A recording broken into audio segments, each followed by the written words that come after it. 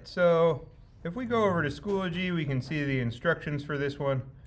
So it's pretty straightforward. We're just putting together the things we've learned in these different formative assignments to make a poster. So you'll see that the first step it says is to make an 8.5 by 11 inch poster that helps advertise for an upcoming event at Newark High using the concepts of font pairing. So I'm going to go and click New File, and I want to use letter because that is 8.5 by 11. 300 resolution is good. That is the setting for printing things. So with those settings adjusted, we can just go ahead and say create. So we have a nice 8.5 by 11 template here. It says we're going to advertise an upcoming event and include the date, time, location. Well, I can do a couple things here to help myself out. I can just draw a text box with the text tool, and maybe I'll just write date, time, location until I figure out exactly what I'm going to put here. Here, I'll pick a more generic looking font for starters. Did I even spell location right? No, I did not. Location. Okay, what else do I need to put on there? Where to buy tickets and how much they cost. Well, that only applies to things like basketball and football, but it's so important. Tickets and how much they cost. So I'm just gonna, give myself a little filler text until I figure out exactly what it is I need to do. And then I'm gonna go over to Yellow Jacket Sports and pick a sport to advertise. Boys volleyball. The first home game is against St. George's on March 27th. So I'm going to put in the date as March 27th, 2024. The time I'm going to assume is 5, even though it's not posted yet. PM. And then the location is Newark High School. And we need to put that address in there so people actually know how to get here. 750 East Delaware Avenue. And again, Newark, Delaware 19711. Okay, have I gotten all the necessary information on here? Where to buy tickets? Well, it's wrestling or it's volleyball, so free admission. Okay, there are branding resources on the school's website, so if you click on that link, you can go ahead and download the logos for the school.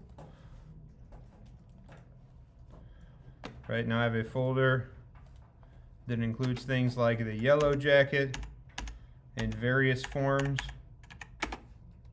I can go ahead and drag that in here. And I can go find that picture of somebody playing volleyball. What do I got here? Okay, so I downloaded this photo. Again, I can just bring it in. I do have to commit my changes by hitting enter. Hey, Mr. Cameron, how do you make the eraser smaller? I forgot. Your brackets up there by the delete key. Okay, so this is a pretty ugly poster, but it does have all the necessary information on it. So the goal at this point is to take all of this stuff and make it look nice, not to just leave it in this ugly state. Right now this is ugly, right? So I'm going to shrink down this logo. You don't have to hold shift anymore. I'm going to probably pick a high contrast font choice. I might go in here and change my blending option so that I have, an outer glow or something, or a stroke on the outside.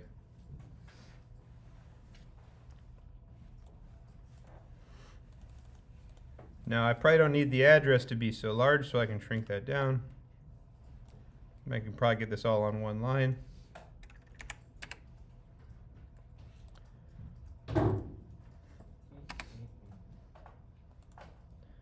Now the important thing is that this is a volleyball game, so I probably want to make this larger.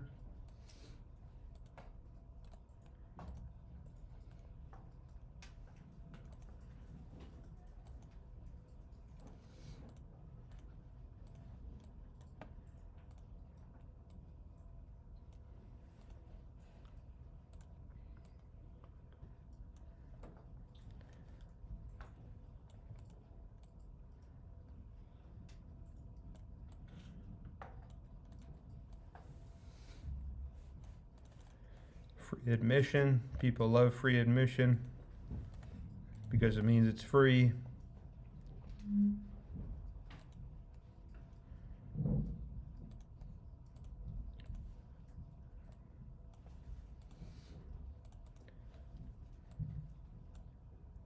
Okay, everything's on here. Still not really feeling that connected. This is where you can use those concepts that we worked on with isolating the image a little bit. You know, right now it's hard to tell what we're supposed to be looking at. There's no real sense of visual hierarchy here. You know, everything is just kind of set at the same value. Okay, what do we care about here? I can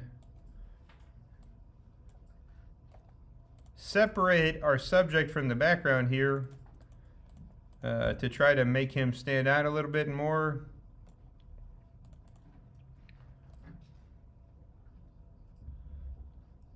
I don't know where I'm going to put that free admission thing. But for now, what I'm going to go in and do is select Mr. Grachowski.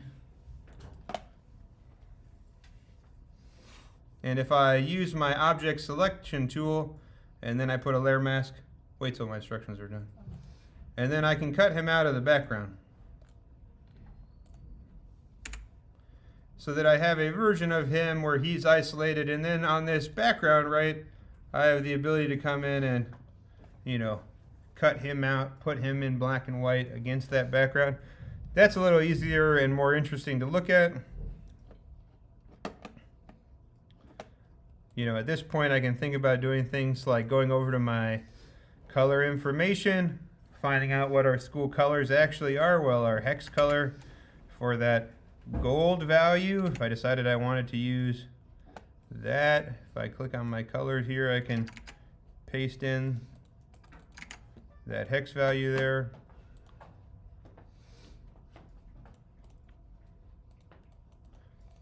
Maybe I will change the stroke color to white. Nah, black was better. Or I could change my stroke color to be that gold, and then go back to changing my text color. Now our school font is not Myriad Pro. That looks pretty much like you haven't adjusted any settings. For whatever reason, the person at the graphic design office for our school picked that our font at school is Roboto Slab. So that's why we have the Android phone font as our font of our school. Someone must be an Android user at the main office. That stroke could be a little bit thinner.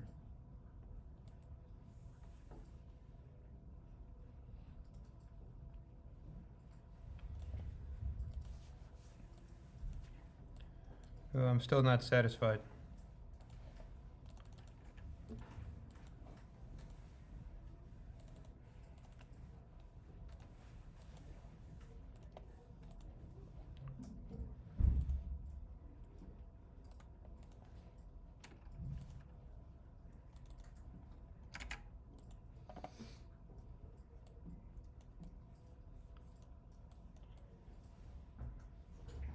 Okay, so maybe I'll play around with doing some sort of glow on volleyball.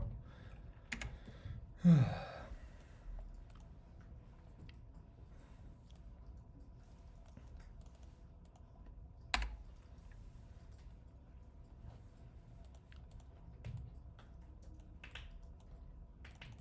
I want to tell that it's boys volleyball.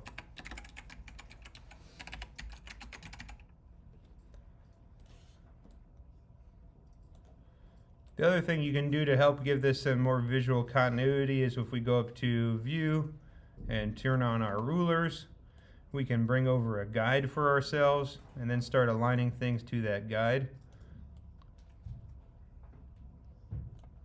Part of creating beauty is creating notions of symmetry, right? If we line things up on a grid, people tend to think of those things as being harmonious. So, right, and then when I don't want to look at those, I can always turn my guides off. I can also clear the guides or hide the guides, but at its basics, you know, once I get all these fonts all settled, this would probably meet the minimum requirements of this assignment. What I want you to do though is I want you to experiment a little bit. I want you to figure out what it is that you think makes a poster easy to read, right? You don't want it to be the kind of thing where, see, if I just make all this text be black and I turn off that stroke, notice how all that text just disappears into the image. I can't read any of this. You need to focus on things like legibility and visual hierarchy. You want people to be able to tell what it is they need to glean from this poster, right? So, you know, don't hesitate to use those blending effects to help separate your text from the background. You could also think about pairing these fonts with something if you feel so inclined. But if you look through the PowerPoint slide on font pairing, remember posters start to look really busy if you try to include more than 2 fonts on a poster. So don't go overboard. People always, when they're starting out, want to like put 1,000 fonts on a poster. That looks bad. Don't do that.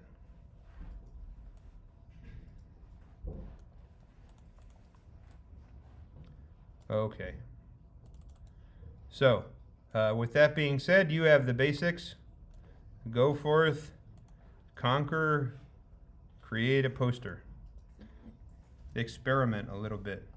I can even do fun things like maybe I'll put my text here in a way that it kind of gets slightly obscured by our player here so that you get some illusion of space. I'll have to play with that some.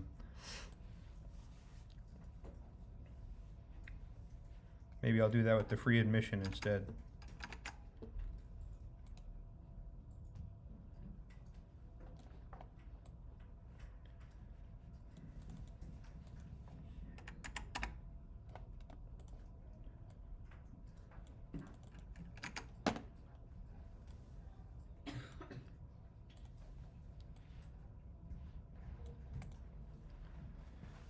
All right, so that's the gist, right? You need to design a poster for an upcoming event. Try to make it legible. That's what I'm going to care about more than anything. Can you read it? Does it make sense? Are people able to gain the important information from your poster? So the challenge is yours. Try to make something for an upcoming event.